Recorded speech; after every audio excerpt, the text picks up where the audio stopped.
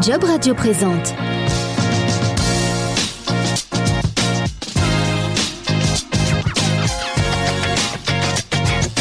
Superfast, un podcast avec Julien Doza. Bienvenue dans ce troisième épisode de Superfast. 15 minutes de conseils et infos pratiques pour permettre aux entrepreneurs de continuer à faire du business. Et pour présenter cette émission à mes côtés, Jean-Baptiste Vénin de Job Radio et Startup Media. Il est là, bonjour Julien, salut à tous. Ce petit rappel, comme d'habitude, vous pouvez retrouver dans son intégralité cet épisode et tous les autres d'ailleurs sur jobradio.fr et startupmedia.fr, mais aussi en téléchargeant sur les stores l'appli Job Radio ou en vous rendant sur toutes les plateformes de diffusion de podcasts. Alors après un état des lieux de la conjoncture économique, pour ce troisième épisode, Julien, nous avons décidé de nous intéresser à la partie business des startups. Oui Jean-Baptiste, on peut oublier dans cette nouvelle économie par moment que le business c'est la base essentielle pour développer son entreprise. Régulièrement, je vois des start-upeuses ou start-upers qui passent du temps à essayer de réaliser le produit ou le service parfait. Un conseil, faites un MVP et lancez-vous. Construisez votre offre avec vos clients. La levée de fonds ne doit être que la conséquence d'une stratégie définie et non le but. Et puis pour le porteur de projet, il ne suffit pas d'avoir la bonne idée, il faut aussi pouvoir anticiper les ventes. Pour la start-up, si le produit est bon, mais qu'au final, il ne se vend pas, où est l'intérêt ? Julien, évidemment, cette question-là, on va se la poser pour ce troisième épisode de Superfast. Et pour illustrer justement cette question centrale sur le business pendant cette période de confinement, toi, tu as décidé de recevoir Denis Jacquet, c'est le CEO de Day One. Alors Denis, c'est un entrepreneur engagé. Il dit ce qu'il pense, il n'a pas la langue dans sa poche, il peut être par moments clivant, susciter la polémique parfois, mais c'est un homme de conviction et son expérience parle pour lui. Il est l'auteur de différents ouvrages à succès comme l'ubérisation ou Pourquoi votre prochain patron sera chinois. Il est aussi le fondateur du mouvement Day One, dont l'objectif est de réfléchir à l'impact des technologies sur la société, sur l'homme et sur l'emploi. Bonjour Denis, tu es entrepreneur, tu connais bien les startups. Comment pourrais-tu qualifier la situation actuelle au niveau du business ? Voilà, pour le moment, pour tous ceux qui sont adeptes des électroencéphalogrammes, il est facile à lire, il est plat. Donc on a en gros un monde, moins en Chine maintenant, qui redémarre, ainsi que tous ceux qui avaient su préparer la crise, qui l'ont bien préparée, Taïwan, Hong Kong, la Corée, l'Autriche, l'Allemagne, plus les États qui ont été très peu touchés, puisqu'il y a énormément d'États américains aujourd'hui dans lesquels il y a aucune difficulté, il y a même pratiquement pas de cas et pratiquement pas de morts. Je sais pas, si je prends l'Arkansas, il doit y avoir à peine 20 morts aujourd'hui et 8000 lits disponibles. Donc voilà, il y a une partie du monde qui se remet ou qui a toujours travaillé, ce qui était le cas en Allemagne avec 70% des entreprises qui étaient ouvertes, et puis un monde qui n'était pas prêt, qui a révélé toutes ses faiblesses, et c'est notamment le cas de la France, de l'Italie, de l'Espagne, qui sont le révélateur éclatant de l'échec total de la politique des différents gouvernements des 30 dernières années, qui ont ruiné ce pays et notamment sa santé, et qui aujourd'hui, bien évidemment, montre aussi toute son incapacité à gérer les problèmes fondamentaux, les tests, les masques qui ne sont pas là, ou qu'ils commandent mal, ou qu'ils commandent pas. Du coup, la conséquence de ça, c'est des business à l'arrêt, des décisions qui ne se prennent plus, des entreprises qui sont bloquées parce que ne sachant pas, même avec un plan de déconfinement 11 mai, exactement comment il va se passer, il n'y a plus de business. Et des petites boîtes, des toutes petites boîtes ou des très très très petites boîtes qui aujourd'hui sont juste entre la vie et la mort et dont un grand nombre sont déjà passés de l'autre côté et ne se relèveront jamais, dans l'indifférence quasi générale, puisqu'il est plus important de sauver quelques vies de plus au sacrifice de milliers en face. Donc voilà, en gros, je pense qu'aujourd'hui, tous ceux qui sont dans le monde économique sont juste à l'arrêt et très inquiets de savoir de la façon dont ils pourront éventuellement s'en remettre. Pour rebondir sur tes propos, on entend beaucoup dans les médias la baisse du chiffre d'affaires des entreprises pouvant aller jusqu'à 100%, ce qui amène les dirigeants d'entreprise dans des situations très délicates. Bien sûr, donc aujourd'hui, toutes celles qui n'étaient pas très en forme, quoi qu'il arrive, ne sont aidées ni par la BPI ni par la banque, la BPI indiquant aux banques de ne même pas leur présenter les dossiers. Donc voilà, il y a deux camps. Il y a ceux qui disent c'est Darwin, et en gros les plus faibles doivent aussi être amenés à disparaître, mais je pense que ce qu'on analyse peu, c'est où elles disparaissent. Et quand une entreprise disparaît dans un territoire rural petit ou moyen, ce qui est encore les 2/3 des communes françaises, c'est des emplois qui se recréeront jamais, c'est de la détresse supplémentaire, et le chiffre d'affaires qui n'est pas fait ne se fera plus, les entreprises qui disparaissent ne se recréeront pas. Et donc il y a un effet en chaîne qui est catastrophique. Toutes celles qui n'ont pas suffisamment de cash ne tiendront pas, et c'est pas les aides du gouvernement, elles sont utiles, elles sont bonnes, etc., mais rien ne remplace le chiffre d'affaires. Et assez paradoxalement, c'est tous ceux qui ne dépendent pas du chiffre d'affaires qui vont s'en sortir. C'est toutes celles qui ont soit des réserves, ce qui est le cas de beaucoup de grands groupes financières pour passer quelques mois, qui vont aller taper dedans, mais en gros qui vont s'en remettre très bien et qui vont d'ailleurs en profiter pour racheter leurs concurrents plus faibles, pour gagner des parts de marché et ressortir plus fort de la crise, comme celle de 2008-2009. Il faut se rappeler que l'essentiel de ceux qui étaient forts avant 2008 sont sortis renforcés de la crise. Et ceux qui étaient déjà très riches sont ressortis extrêmement riches. Donc la crise ne pénalise pas tout le monde de la même façon. Quant aux PME et TPE françaises, très clairement, celles qui n'ont pas la trésor aujourd'hui sont mortes, et celles qui sont des startups, qui ont du cash devant elles et qui ne dépendent pas encore du chiffre d'affaires, pour une fois, peuvent s'en féliciter, parce qu'effectivement, ça va rien changer provisoirement à leur modèle. Ouais, c'est ça, parce que du coup, moi, j'avais une autre question et c'est vrai que j'aimais bien, moi, un peu la citation aussi de Jeff Bezos, Obsessed over customers. Le client avant tout et le client, ça reste quand même le business. Et on avait l'impression, en tout cas avant la crise, qu'un certain nombre de startups étaient plutôt dans la course à la levée de fonds avec le fameux principe du winner take all, c'est-à-dire qu'il faut investir massivement à coup de levée de fonds pour devenir le plus gros de son marché afin de dominer ses concurrents et pouvoir augmenter ses marges. Et on revient aujourd'hui sur cette stratégie. Qu'est-ce que tu en penses? Alors en fait, forcément, du coup, Amazon est l'exemple paradoxal, c'est-à-dire que c'est à la fois une des plus grandes réussites entrepreneuriales, et de ce point de vue-là, je suis, comme tous les entrepreneurs, envieux de ce que Bezos a pu faire, et en même temps, certainement une des plus grandes calamités mondiales, dans la mesure où cette boîte détruit tous les jours de la valeur pour n'en créer que pour elle, qu'au niveau de la valorisation de son capital. C'est la plus grosse capitalisation mondiale, personne n'en profite. Donc, à part son actionnaire, ses actionnaires et son PDG qui est immensément riche. Mais pour le reste, on a bien vu que Customer First, c'est une bonne devise, mais la France vient de lui rappeler, alors je ne veux pas m'en féliciter parce que tous ces juges de gauche insupportables, voire même d'extrême gauche qu'on a en France et qui pourrissent ce pays, viennent de le prouver une fois de plus avec la décision de Nanterre face à Amazon. Mais néanmoins, Amazon devrait se rappeler aussi qu'à un moment donné, Customer First, il y a peut-être aussi Employees First, et qu'à partir du moment où on s'occupe mal de ses employés et tout au profit de ses clients, ça finit par vous éclater un petit peu à la figure. Et finalement, c'est peut-être aussi le révélateur de la faiblesse du modèle Amazon, qui est complètement centré sur le client, c'est clair, et sur le business, qui passe depuis 20 ans pratiquement son temps à ne pas gagner de l'argent sauf sur le cloud, mais qui est dans la course à être le premier de la classe, le plus gros, ce qu'il réussit bien sur la zone occidentale. Alibaba et d'autres, Tencent, font la même chose sur la partie asiatique, et à chaque fois, il y a un seul ou deux winners.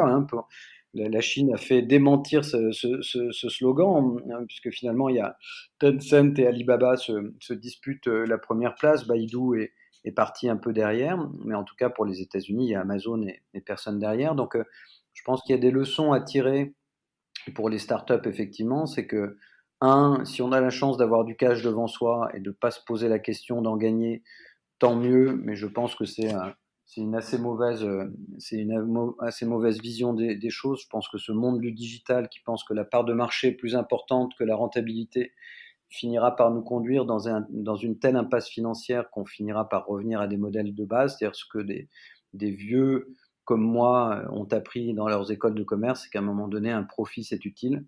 Mais pour le moment, effectivement, c'est pas la grande tendance. En tout cas, sur le digital, très clairement, aujourd'hui, ce qu'on demande aux startups, c'est d'être la plus grosse, de prendre la plus grosse part de marché et de se poser la question du business plus tard. Je pense que c'est un modèle extrêmement dangereux. C'est un modèle que je peux comprendre de la part d'un investisseur, que je peux comprendre de la part d'une start-up, mais que je ne peux pas comprendre d'un point de vue sociétal, parce qu'elle nous mène à des boîtes qui ne méritent pas leur valorisation, donc un système financier qui les valorise notamment en bourse à des valeurs qu'elles ne méritent à nouveau pas, et qui en plus ne crée pas d'emploi, et qui, le jour où elle plante tout le monde, sans que personne ne soit épargné. Et je pense que c'est juste...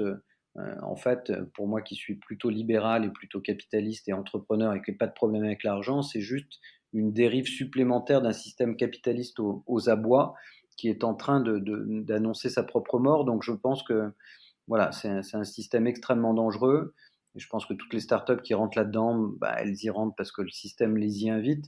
J'espère que cette crise sera pour eux l'occasion de se poser les vraies bonnes questions. J'en doute, mais on peut toujours espérer. C'est pour cela que je trouvais important de parler du business afin de revenir aux fondamentaux et de se dire, voilà, on est une jeune entreprise, on est en phase d'amorçage, on veut peut-être ressembler au plus gros, mais néanmoins, ce qui est important, c'est qu'il ne faut pas oublier que, ouais, il y a un client, il faut faire du business, il faut être rentable. Alors du coup, j'avais une autre question pour toi, Denis.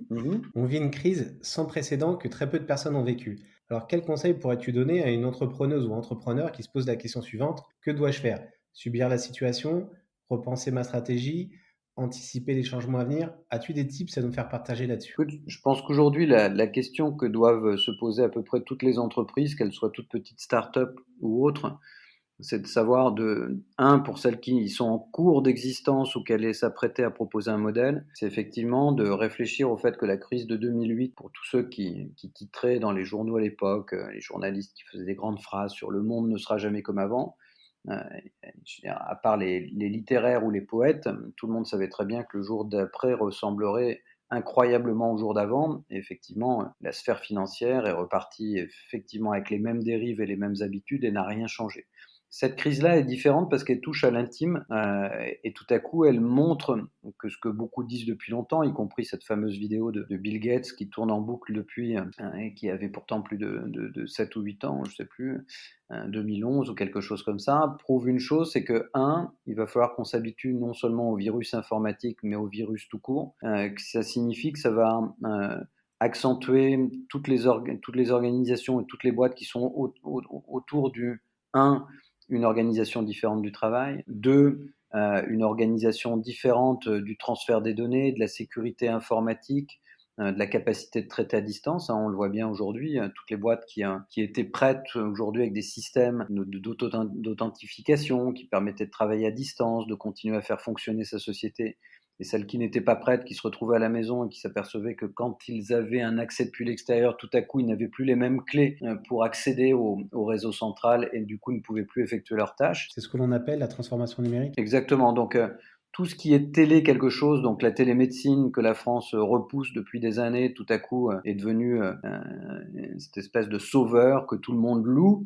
Et c'est amusant de voir sur les plateaux télé des gens dire c'est extraordinaire la télémédecine et qui étaient les premiers à la bloquer il y a encore quelques semaines ou quelques mois. C'est amusant de voir tellement de décideurs qui ont bloqué pendant plus de 10 ans en France la télééducation, le e-learning, le digital training comme on l'appelle maintenant, ou la EdTech, et qui aujourd'hui trouvent que c'est un mode formidable. Donc tout ce qui est autour de l'organisation à distance, la partie RH, la partie organisationnelle, la partie stratégie, la partie sécurité informatique, la partie formation, et bien évidemment toutes les autour de ce qui est la médecine, etc. Je pense que ça va donner des idées à pas mal d'entrepreneurs et donner un fort produit booster ou un dopant extraordinaire pour celles qui aujourd'hui avaient du mal, comme H4D, qui sont des fleurons de la télémédecine, qui ont bavé un peu depuis 10 ans et qui tout à coup vendent plus de machines en 3 semaines qu'elles n'en ont vendu pendant les 5 dernières années. Donc je pense qu'il y a beaucoup de business à créer. Bien évidemment, le fait de dire qu'on va rentrer dans un monde qui pourra être confiné régulièrement pour résister à des attaques virales ou autres de cette nature, vont doper effectivement tout ce qui est digital. Et je pense là notamment aux TPE, aux commerçants, aux artisans français qui sont parmi les plus en retard d'Europe et qui aujourd'hui doivent se dire waouh, si j'avais écouté, si j'avais essayé d'investir, de me regrouper avec mon voisin pour faire en sorte que demain, si on est confiné, on puisse continuer à ouvrir notre magasin comme un centre de collecte ou comme un centre de livraison, aujourd'hui, ils feraient du chiffre d'affaires, ce qu'ils ne peuvent pas faire, tout en étant fermés. Et quand je vois tous ces restaurants fermés et que je vois les seuls qui bossent sont les Asiatiques d'ailleurs, la plupart du temps, qui continuent à fournir des sushis, et que je vois tous les autres qui aujourd'hui pourraient faire du chiffre d'affaires, des pizzas, des sandwichs, etc., qui sont fermés, c'est parce qu'ils ont refusé effectivement d'évoluer vers le digital. Donc je pense que ça va donner une leçon assez forte à tous ceux qui pensaient que le digital c'était toujours pour les autres, ou qui pensaient qu'ils n'en avaient pas les moyens, ou qui étaient mal accompagnés pour le faire. Et là je pense qu'il y a une offre à développer pour les TPE, commerçants, artisans, qui n'étaient pas mûrs avant, et qui va être mûr cette fois-ci parce que tous ceux qui vont survivre en auront besoin. Donc je pense que là, on rejoint ta phrase de tout à l'heure de Bezos, parce que tous ceux qui vont se dire customer first, il faut que je puisse être capable de livrer dans des conditions extrêmes, va prendre effectivement tout son sens. Mais ça va être aussi moi avant tout, avant le customer. Parce que moi, commerçant qui ai 3 employés, une boutique et qui va pas supporter ce type de crise 2 fois, si j'ai déjà survécu une fois, ça sera un miracle. Demain, il faut que je sois prêt. On peut dire que c'est une belle opportunité pour les startups qui souhaitent investir sur ce sujet. Après, j'avais une autre question concernant les modes de consommation. Penses-tu que les Français vont consommer différemment ? Moi, ce que j'espère, je dis pas que ça va arriver parce que franchement, l'être humain a cette capacité incroyable de rêver au firmament au moment où il est à l'arrêt, de rêver à des choses extraordinaires et une fois de reprendre ses très mauvaises habitudes. Donc, admettons que pour une fois la crise soit salutaire et qu'elle apprenne à tout le monde à réfléchir. J'espère que collectivement, on va à nouveau réfléchir, et quand je dis pas seulement la France, l'Europe, les pays occidentaux, à la valeur du travail dans son pays, de savoir si c'est mieux d'avoir des prix bas ou si c'est mieux d'avoir des gens qui travaillent, qui peuvent vivre, qui payent des impôts. Ces impôts qui permettent d'alimenter un système de santé. Comme me disait une amie médecin, elle me dit bon, c'est super sympa, ces applaudissements à 20h le soir, mais les gars, remettez-vous au boulot, c'est de ça dont on a besoin, premièrement. Et deuxièmement, elle disait, les politiques, s'il vous plaît, taisez-vous, vous n'avez rien à dire sur les plateaux télé, parce que si on en est là aujourd'hui, c'est de votre faute. Et pourquoi c'est de votre faute ? Parce qu'entre la grande distribution et les politiques, ça a été un espèce de mariage et de course à l'échalote sur le pouvoir d'achat pendant 20 ans. Ça aboutit à laminer les prix, ça aboutit à externaliser, délocaliser nos emplois, à toujours offrir un prix toujours plus bas aux consommateurs, qui du coup crée plus de détresse sur le long terme et qui du coup demandait encore plus de prix bas parce que forcément le pays s'appauvrissant, il avait besoin de pouvoir d'achat. Donc j'espère que cette crise sera l'occasion de consommer différemment en se disant ah oui, effectivement, peut-être que je devrais payer un peu plus cher ce que j'achète parce que ça va être produit par quelqu'un qui le fait ici, quelqu'un qui paye des charges sociales, quelqu'un qui paye des impôts, qui vont permettre avec ces impôts d'alimenter notamment, mais pas que, notre système de santé, notre système d'éducation, ce qui fait que le jour où une crise sanitaire reviendra, au lieu d'avoir et d'être comme un imbécile avec 5500 lits, j'en aurai 25 000 comme l'Allemagne, où j'aurai 40 décès comme à Hong Kong avec 8000 habitants au kilomètre carré. Donc j'espère que nos modes de consommation vont changer, pas forcément dans leur mode, digital, livraison, forcément ils vont changer. Et les gens vont s'habituer encore plus au digital. Je pense que ça va être un effet booster incroyable pour tout ce qui est lié au digital. Mais j'espère surtout que les consommateurs vont se réveiller. Honnêtement, j'arrive pas à y croire, mais je l'espère sincèrement. Je pense qu'on l'espère tous. Déjà avant la crise, la question de l'humain, des relations humaines devenait prédominante dans les échanges entre entreprises et dans les ménages. Et tu viens d'évoquer un autre sujet, la transition écologique. Il doit être possible de consommer plus proche de chez nous afin d'éviter les grandes dérives que tu viens d'exposer. C'est évident. On verra. En tout cas, on sera nombreux à essayer de poser le débat. Il y a beaucoup de gens qui ont un peu de temps en ce moment et qui lancent des débats super intéressants. J'espère que ces débats feront des enfants, des émules. J'espère que cette fois, ceux qui font au quotidien, ils pensent qu'il faut le faire, seront plus nombreux que ceux qui applaudissent tous les jours.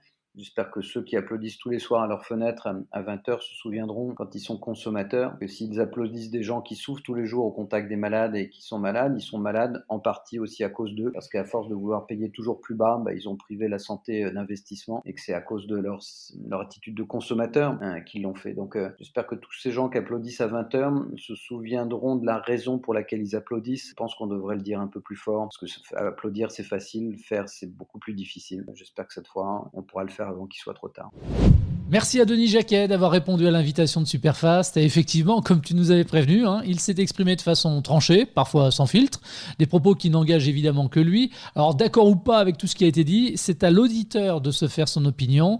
Et du coup, si vous souhaitez réagir aux propos de nos invités, vous pouvez le faire par le biais des réseaux sociaux. Alors Julien, toi de ton côté, finalement, quel conseil tu choisirais de donner aux auditeurs en guise de conclusion de ce 3e épisode ? Alors j'ai 4 conseils importants pour nos auditeurs. Le business doit être votre priorité absolue tout en ayant la même exigence envers vos collaborateurs. Le 2e, renforcez votre équipe commerciale. Le 3e, intégrez la dimension RSE au plus tôt. Et la 4e, accélérez votre transformation digitale afin de faire face aux nouveaux besoins des clients. Merci Julien. Le prochain épisode avec Superfast, ce sera la semaine prochaine. Oui, et on vous attend toujours plus nombreux. Concernant le thème de ce prochain épisode, on va vous apporter de nouveaux conseils pratico-pratiques pour lever des fonds avec François Paulus, founder et partenaire au sein de Brega. Eh bien, merci à vous de votre fidélité. Je remercie également nos partenaires, le MoveJ, le mouvement pour les jeunes et les étudiants entrepreneurs, IME France, l'association française des instituts du mentorat entrepreneurial.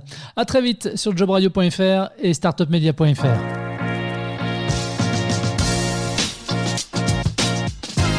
Tous les épisodes de Superfast sont à écouter sur jobradio.fr en téléchargeant l'appli Job Radio et sur toutes les plateformes d'écoute de podcast.